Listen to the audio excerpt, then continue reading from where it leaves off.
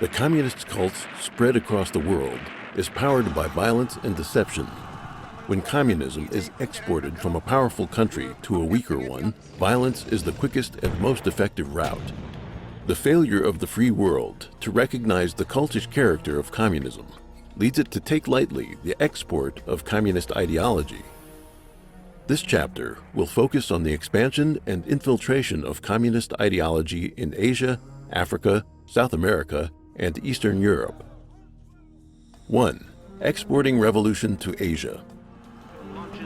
The Soviet Union's export of revolution was the real reason the Chinese Communist Party, or CCP, was able to seize power.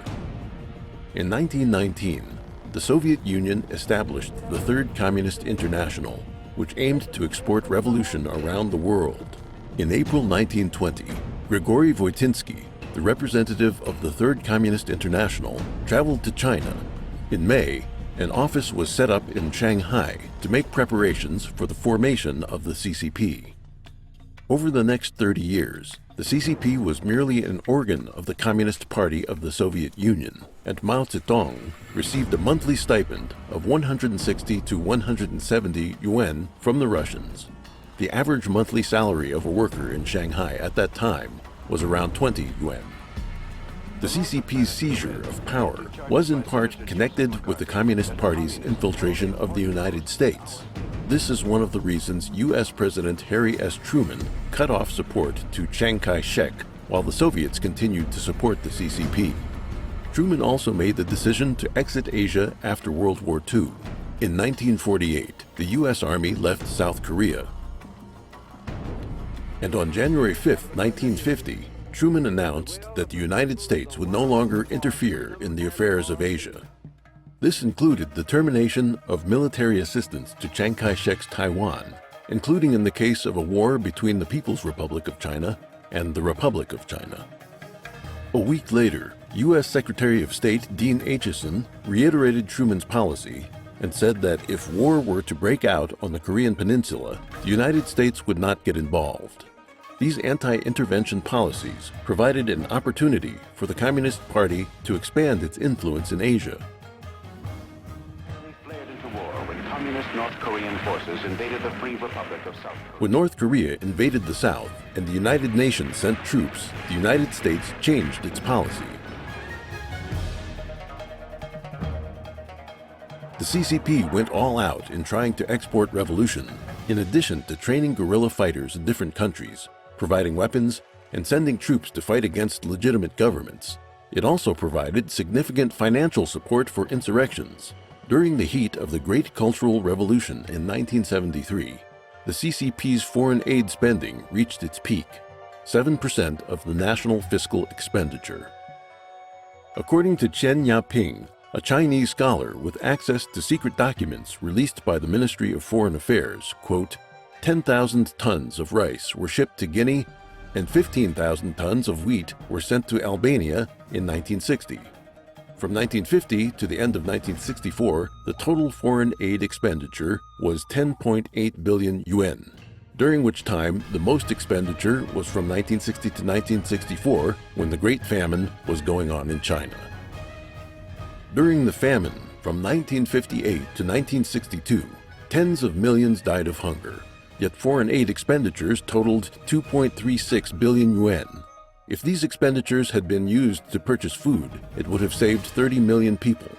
All those people died because of the CCP's Great Leap Forward movement, and they were simultaneously victims of the CCP's attempts at exporting revolution. A. The Korean War. Communism seeks to conquer the world in order to destroy mankind. It exploits the human hunger for fame and fortune to mislead people into spreading its evil ideology. Stalin, Mao, Kim Il-sung, and Ho Chi Minh were driven by such desires. At a meeting with Stalin in 1949, Mao promised to send over 1 million troops and over 10 million workers to help Stalin's expansion into Europe in exchange for Mao's control over North Korea. On June 25, 1950, after extensive planning, North Korea invaded the South, and in 3 days, Seoul was taken. After a month and a half, the entire Korean peninsula was occupied by the North. Before the war broke out, in March 1950, Mao amassed a large number of troops near the Korean border to have them ready for war. The details of the war itself are beyond the scope of this chapter, but in short, the war stretched on because of Truman's policy of appeasement. The CCP sent a, quote, volunteer army to the peninsula with another secret agenda to get rid of the more than 1 million Kuomintang soldiers who had surrendered during the Civil War. By the end of the Korean War, casualties on the Chinese side were over 1 million. The outcome of the Korean War was a split peninsula. Since the CCP and the Soviet Communist Party fought for control of North Korea, the North benefited from both sides. For example, in 1966, when Kim Il-sung visited China, he discovered that a subway was under construction in Beijing. He then requested that an identical subway be constructed in Pyongyang for free. Mao immediately decided to halt the construction in Beijing and sent equipment and personnel, including 2 divisions of the PLA's Railway Corps and numerous engineers, totaling several tens of thousands of people, to Pyongyang. The North didn't spend a penny or use any of its own people in the construction, yet demanded that the CCP guarantee the safety of the subway in times of war. In the end, Pyongyang's subway system became one of the deepest in the world at the time, with an average depth of 90 meters, 295 feet, and a maximum depth of 150 meters, 492 feet underground. After the construction was completed, Kim Il-sung told the public that it had been designed and built by Koreans. Moreover, Kim often bypassed the CCP and went directly to the Soviet Union for money and material. After the Korean War, the CCP deliberately left some people in North Korea with the mission of bringing the North closer to Beijing and prying it away from Moscow. Kim either killed or jailed the CCP personnel, and the CCP ended up losing on all fronts. After the collapse of the Soviet Communist Party, the CCP decreased its aid to North Korea. In the 1990s, the North Korean people were starving. In 2007, the Non-Governmental Organization Association of North Korean Defectors reported that in the 60 years of Kim's rule, at least 3.5 million died of hunger and related diseases. This is another bloody debt of the Communists' exported revolution. B. The Vietnam War.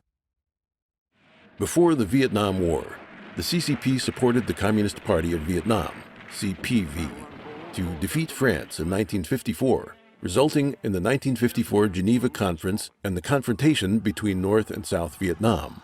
Later, France retreated from Vietnam. The invasion of North Vietnam into the South and the intervention of the United States made the Vietnam War more intense. It became the largest war in a single theater after World War II. The U.S. military participated in the war from 1964 to 1973. As early as 1952, Mao sent advisory groups to the CPV. The head of the military advisory group was General Wei Guo-ching of the People's Liberation Army. The Land Reform Advisory Group, dispatched by the CCP, detained and executed tens of thousands of landlords and rich peasants in Vietnam, triggering famine and peasant riots in the north. The CCP and the CPV together suppressed these uprisings and launched rectification movements of the party and army. In order to become the leader of communism in Asia, Mao aided Vietnam on a large scale, despite the fact that tens of millions of people were starving to death in China. In 1962, Liu Shaoqi, vice chairman of the CCP, ended Mao's frenzied policy at the 7,000 People's Assembly, preparing to restore the economy to health and effectively marginalize Mao.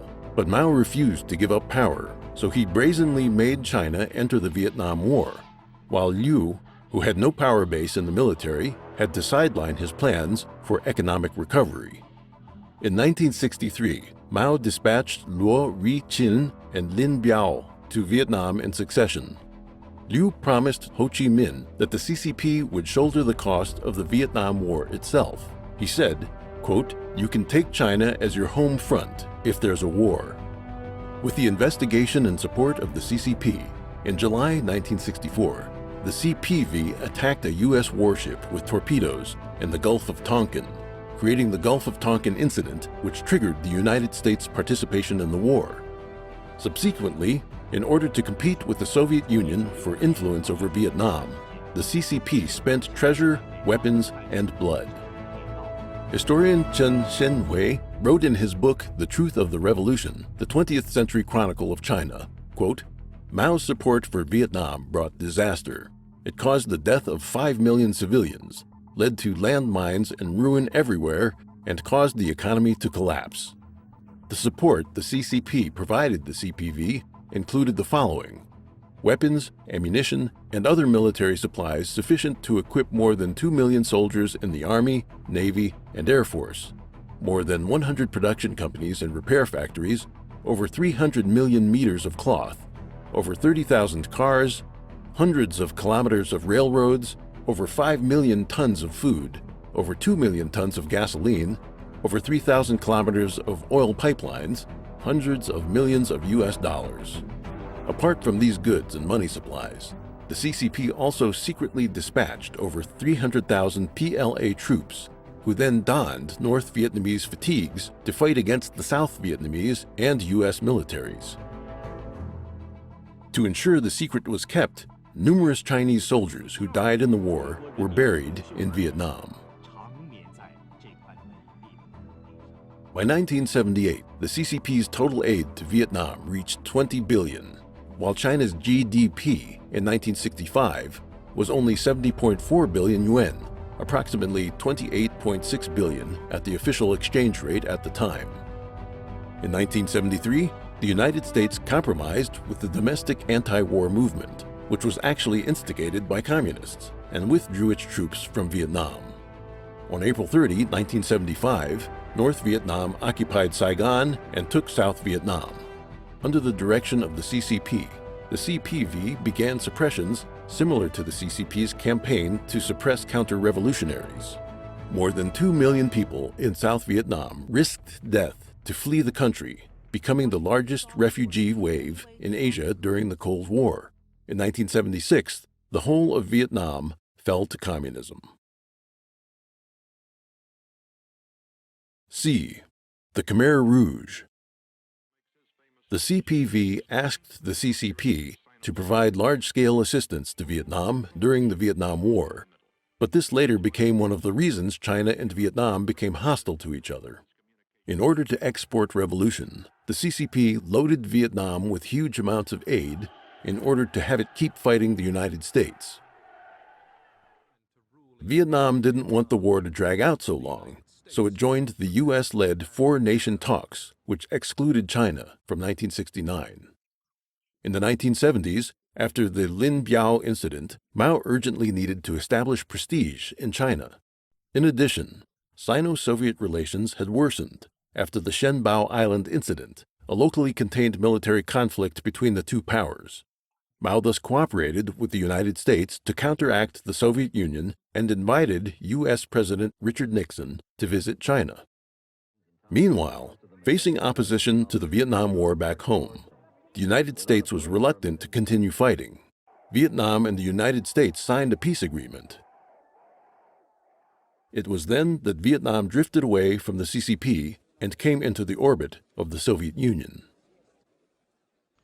Mao was unhappy with this and decided to use Cambodia to put pressure on Vietnam. Relations between Vietnam and Cambodia became worse, and the two countries eventually went to war. The CCP's support for the Communist Party of Kampuchea, broadly known as the Khmer Rouge, began in 1955, with Khmer leaders receiving training in China. Pol Pot, the paramount leader of the Khmer Rouge regime, was appointed by Mao in 1965. Mao provided money and arms to the Khmer and, in 1970 alone, provided Pol Pot with weapons and equipment for 30,000 people. After the United States withdrew from French Indochina, Vietnam, Cambodia, and Laos, the local governments were unable to resist the CCP-supported communists, and so the Laotian and Cambodian regimes fell into their hands in 1975. Laos fell to Vietnam while Cambodia came under the control of the CCP-backed Khmer Rouge. To implement the CCP's policy and to teach Vietnam a lesson, the Khmer Rouge repeatedly invaded southern Vietnam, which had been united by the CPV in 1975. It slaughtered residents at the Cambodian-Vietnamese border and tried to occupy the Mekong Delta in Vietnam. Meanwhile, Vietnam's relationship with the CCP was bad, while its relationship with the Soviet Union was good. With the support of the Soviets, Vietnam began attacking Cambodia in December 1978.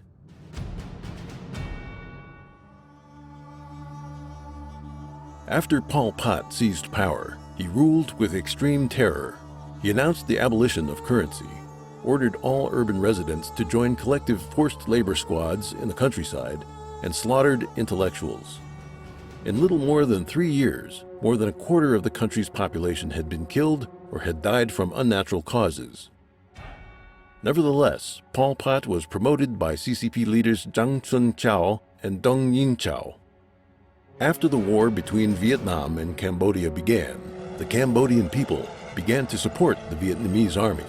In just 1 month, the Khmer Rouge collapsed, lost the capital, Phnom Penh, and was forced to flee into the mountains and fight as guerrillas. In 1997, Pol Pot's erratic behavior caused quarrels within his own camp. He was arrested by Khmer commander Ta Mok and, in a public trial, was sentenced to life imprisonment. In 1998, he died from a heart attack.